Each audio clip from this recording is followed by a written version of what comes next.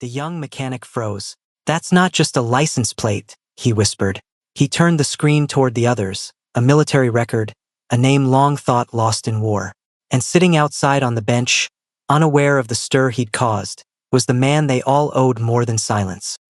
The road shimmered under the late afternoon sun, heat waves rising like ghosts over the cracked asphalt. A battered Peterbilt 379 rumbled slowly into the sleepy town of Milford, coughing smoke with every mile. Its once bright red paint had long faded into rust and dust. Every dent on the hood told a story, but none louder than the man inside. John Everett's hands gripped the steering wheel with the kind of tension that stays long after a battle ends. His knuckles, sun-scorched and scarred, were the only part of him that moved. The rest sat still, motionless, like a statue made of flesh, bone, and grief. His eyes, shielded behind scratched aviators, scanned the town in silence. A general surveying unfamiliar terrain. Milford wasn't much. A gas station with a flickering sign. A diner with one car parked out front. And on the far side of Main Street, a garage with a rusty blue sign that read Weller's Auto Repair. As the truck rolled to a stop, the engine gave a dry cough, then went still. A long exhale, then silence. John stepped down slowly, boots landing heavily on the sun-baked gravel. Dust rose around him. His jacket, a weathered army green, stitched with fading insignias and half-torn Velcro patches, looked like it hadn't been washed since Kabul. Inside the garage, the music was loud, something electronic and bass-heavy. 3 young mechanics lounged in the shade, leaning over a busted Mustang and laughing over a phone video. They barely looked up as John approached. He stopped a few feet from them and cleared his throat. "Truck's dead," he said plainly, voice gravelly low. "Could use some help." One of them, a lanky guy with tattoos and a mop of blonde hair under a backwards cap, looked over his shoulder and smirked. "Yeah? Got an appointment." John stared at him, unreadable. No, another, shorter mechanic, wearing grease-stained coveralls and earbuds dangling, didn't even look up. "We're booked, man. Maybe next week." There was no hostility, just disinterest, the kind that stings more than open rejection. John gave a slight nod. No protest, no begging. Just turned, slow and quiet, and started back toward his truck. But then a glint. A sharp ray of sun cut through the garage and struck the front bumper of John's rig. Something flashed, not chrome, not paint, something metal and unmistakable. Hanging just below the license plate, a bronze plaque, dulled by weather but still legible. Medal of Honor recipient. U.S. Army, Operation Anvil Shield. The lanky mechanic blinked. "Wait, what was that?" He stepped forward, squinting. His expression shifted as he bent down and took a closer look. "Whoa," he muttered. "Is that real?" The earbuds guy finally looked up. "What?" "Dude, that's a Medal of Honor plate. Like, government issued." A third mechanic, quieter than the others, stepped out from the shadows. He was older than the rest, maybe in his late 30s, with oil-streaked hands and tired eyes. His gaze locked on the plaque, then on John. He took off his cap slowly. "Sir?" he called out. John paused at the edge of the lot, turned halfway back. The older mechanic walked over, less like a worker and more like someone approaching a monument. "Were you in Anvil Shield?" he asked. John didn't answer right away. His fingers brushed over the patch on his jacket, just once. Then he gave a single nod. "I was," he said. For a moment, no one spoke. Even the music was suddenly distant. The older mechanic extended a hand. "My uncle, he served there, never came back. I know what that patch means." John shook his hand, firm but humble. Behind them, the mood shifted. The laughter and sarcasm drained from the younger mechanics' faces. One turned off the music. Another put down his phone. A silence spread across the shop, the kind that only happens when something sacred walks into the room and you realize you didn't recognize it soon enough. Without another word, the older mechanic grabbed a wrench and walked toward the truck. "Let's take a look." John stood quietly as the younger guys followed, this time with more focus. Not out of pity, but respect. They popped the hood, crawled under, took photos of worn-out parts. The mood had transformed. One offered John a bottle of water. Another brought out a stool. It was as if the ghost that drove in had suddenly become visible. And somewhere in that still summer air, a story began to unfold. One that none of them expected to be part of. The sun had begun its slow descent, casting long shadows across Milford's streets. The kind of golden hour light that made even rust look poetic. Tyler wiped his hands on a rag, still watching the bronze plaque below the license plate. Something about it gnawed at his curiosity. He wasn't one for books, but he was one for Google. Sliding his phone from his pocket, he crouched near the front bumper and snapped a photo. The plaque wasn't just decorative. It had numbers, emblems, and a faint purple tinge on one side. A purple heart emblem, unmistakable. Next to it, a rarely seen insignia. A 5-pointed star encased in laurel worn smooth by time. "Hey," Tyler muttered, flicking through search results. "This guy's not just some old vet." The page loaded. He clicked a military database article. Then another. His eyes widened. He stood up too fast, dropping his phone. Guys, come here." The other mechanics crowded around. "His name's John Everett. Captain John Everett." Tyler read aloud, voice low. "Decorated with the Silver Star, Bronze Star with Valor, and the freakin' Distinguished Service Cross.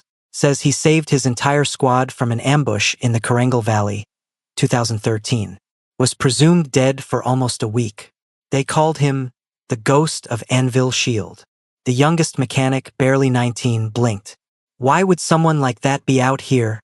In Milford? Tyler didn't answer. Across the street, behind a dusty office window, Marla Weller looked up from her invoice ledger. The voices outside had grown louder, urgent. Something had shifted. Curious, she stepped out of her office and onto the shop floor. "What's going on?" she asked. No one answered at first. Then the older mechanic, Ben, turned to her, eyes filled with something between awe and hesitation. "It's the guy with the truck," he said. "We think he's a decorated vet. Like, seriously decorated." Marla squinted toward the parked rig. The sunlight hit the plate again. She froze. Her mouth parted slightly, her breath catching in her throat. It wasn't the plaque that stopped her. It was the name Tyler had just spoken aloud. John Everett. Her knees weakened. "No," she whispered. The letters, the handwriting, the carefully folded pages she'd kept tucked away in a drawer for over a decade. They all came rushing back. Her son, Corporal James Weller, wrote about a man named John Everett in every letter from Afghanistan. Not just as a leader, but as the man who saved his life more than once. As the one who carried him on his shoulders through gunfire to the evac chopper. James called him a guardian angel with a rifle. Tears welled in her eyes before she could stop them. She stepped off the curb slowly, like approaching a sacred memory. Across the lot, John Everett sat on a wooden bench outside the diner. His posture was relaxed, but his eyes remained closed. He looked like someone listening, not to voices, but to the quiet hum of the town, the wind brushing the leaves, the groan of old signs in the breeze. It was the stillness of a man who had spent years surrounded by chaos and had learned to appreciate silence. He hadn't heard the commotion, or maybe he had and simply didn't care. Marla crossed the road without a word. Her steps were slow, deliberate. As she neared, John opened his eyes. They locked gazes, hers wide, filled with a storm of memory and grief. His calm but piercing, like he knew exactly what was coming. "Captain Everett?" she asked, voice trembling. He gave the faintest nod. "I'm Marla Weller. My son."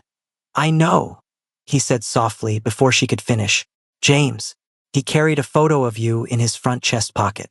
Always made sure it was the last thing he'd see if he had to go. Her lip quivered. He mentioned you in his letters. Told me you carried him to the helicopter under heavy fire." John looked away for a moment, then nodded again. He didn't want to leave, kept saying others needed the seat. "I had to throw him in. Then I stayed behind." She covered her mouth with one hand. Her other hand gripped the edge of the bench as if the earth beneath her might crumble. "I thought you were dead," she whispered. "So did I," John replied with a faint hint of a smile. For a while, behind them, the others stood at a respectful distance, watching silent, uncertain of what they were witnessing but knowing it mattered. Marla sat down beside him. You saved him. He came home. He never really talked about it. But I know. I know you gave him that chance. John didn't respond. He simply nodded, eyes on the horizon. Then, after a beat, did he make it okay? After the war? Marla looked down. No, she said gently. PTSD. He lasted 2 years. Took his own life in 2015. John's expression didn't change, but a slow exhale slipped through his lips. He bowed his head slightly, not in defeat, but in reverence. I'm sorry, he said. Marla reached out, placed her hand over his, the same hand that had once pulled her son from the jaws of war. Don't be. You gave me 2 more years with my son. You gave him the chance to hold his niece. That was a gift. A breeze passed between them, soft, warm, like something unspoken had been lifted. Back at the shop, the younger mechanics slowly began to understand the gravity of who had walked into their lot. Not just a war hero, not just a ghost, but a man who carried the weight of lives both saved and lost, and never asked for thanks. The word spread, from the diner waitress to the gas station clerk. Within the hour, half of Milford knew that Captain John Everett was sitting on that bench, quiet as ever. But John, he didn't move. He just sat there, letting the wind do the talking, while the town remembered what it meant to honor someone who never asked for recognition. The shadows grew longer, stretching across the cracked pavement like quiet reminders of things left unsaid. Inside Weller's garage, the usual clatter of tools had been replaced by something unfamiliar. Reverence. It began with a single voice, a soft knock on the garage door. Then another, and another. By 5 p.m., the shop wasn't just a repair bay anymore. It was a gathering place. First came the retired colonel. Dressed in a faded VFW jacket with medals pinned crookedly on the left side. He didn't say much, just walked in, removed his cap, and saluted John, who had returned to sit near his truck, watching quietly. No fanfare, no speeches, just silence and respect. Then came Mrs. Cartwright, the middle school history teacher, holding a yellowed scrapbook filled with her father's war photographs. She approached John cautiously, as if meeting a relic from a time long gone. I tell my students about people like you, she said, voice trembling. But I never thought I'd meet one in my own town. John didn't know how to respond. He never had. He simply nodded, eyes steady, accepting her presence but not craving it. Next came Mayor Kent, dressed in his casual shirt and jeans, badge still clipped to his belt. I don't have words, he admitted, stepping forward. But I figured showing up might be a good place to start. Across the street, more people arrived. Someone brought a homemade casserole and placed it gently on a table in the corner of the garage. Someone else brought extra blankets. For the road, they said. An older couple brought a framed black and white photo of their son in uniform, who never made it home. Marla stood nearby, holding a thermos of coffee she hadn't touched in hours. She looked at John, whose attention was still on the slow procession of strangers turned friends. She took a deep breath. I never expected this, she said quietly, her voice barely audible over the murmurs around them. John tilted his head. Expected what? This town. To care again. She sat down beside him, the same spot they'd shared earlier. The weight of the day had softened her features. You know, after James died, I stopped talking about the war. About him. People said all the usual things. He's in a better place. He died a hero. Time heals all wounds, but none of that helped. So I shut down. I let myself forget what he meant. And I let this town forget it too. John glanced at her, his eyes filled with empathy. You didn't forget. You just got tired of hurting. Marla blinked, tears forming again. He always said you were fearless. But I see now. You were just trying to survive. John's gaze fell to the floor. Fear's always there. Anyone who says they weren't scared in a firefight is lying. But fear isn't failure. It's fuel. You learn to move with it, not past it. A silence settled between them. Heavy. Real. Then, from the corner, Tyler stepped forward, the same young mechanic who'd first Googled the plate. He held a small oil-stained notebook, his eyes uncertain. Can I ask you something? He said, voice shaky. John looked up. Sure. Tyler cleared his throat. Back there, in Afghanistan, Were you ever really scared? John studied him for a moment, then nodded slowly. Yes, he said. Every damn day. He leaned back against the truck, the metal cool against his spine. One night, we got word that a nearby village had been compromised. Intel said enemy fighters had taken over the homes, turned them into traps. We had to clear it, one house at a time, each doorway. You didn't know if it held a family or a trigger. You couldn't not be scared. But we kept going. Because we had to. Because the guy behind you was counting on it. Tyler looked down, silent. John continued, courage isn't about feeling brave. It's about doing the right thing even when you're shaking inside. You keep going. That's all. Tyler sniffed, wiping at his face with the back of his hand. Thanks, he muttered, stepping back. I needed to hear that. Outside, twilight had descended. The townspeople had gathered near the sidewalk and the garage entrance. Quiet, unmoving. Each held a candle, flickering gently in the breeze. No announcement had been made. No invitations sent. It had just happened. As if the town had collectively decided, tonight we remember. John stepped outside, led by Marla. He stopped on the sidewalk. Everywhere he looked, faces, young and old. Farmers, waitresses, veterans, teachers. Some he'd spoken to, most he hadn't. But they were all here. No cameras or reporters. Just people. Grateful people. Marla handed him a candle of his own. He looked at it for a long moment, then lit it from hers. The flames flickered together. Someone began to sing softly, an old hymn, and the rest joined in, their voices imperfect but sincere. John stood still, staring at the flame, at the sea of glowing faces before him. Something cracked inside his chest. Not pain, not guilt, but something deeper. Forgiveness, not from others, from himself. Because he wasn't being thanked for what he did. He was being seen for who he is. And that, more than any medal, meant everything. The sky was still tinged with the blush of dawn when John stepped outside the small room above the garage. The air was crisp, cool, the kind that wakes you gently, like the first breath after a long night of holding it in. He walked slowly across the lot, expecting to find his truck mid-repair, maybe still jacked up or missing its front panel. Instead, he stopped dead in his tracks. There it was, fully restored, polished, repainted in deep navy blue with the chrome gleaming under the rising sun. New tires, a realigned chassis, even the bullet dent on the door had been repaired, but left faintly visible beneath the paint. A respectful scar. A story kept. The team at Weller's had worked through the night. Tools still lay on the workbench, and a few of the younger mechanics were passed out on lawn chairs, grease on their faces, jackets pulled tight against the morning cold. John ran a hand across the hood, eyes shining.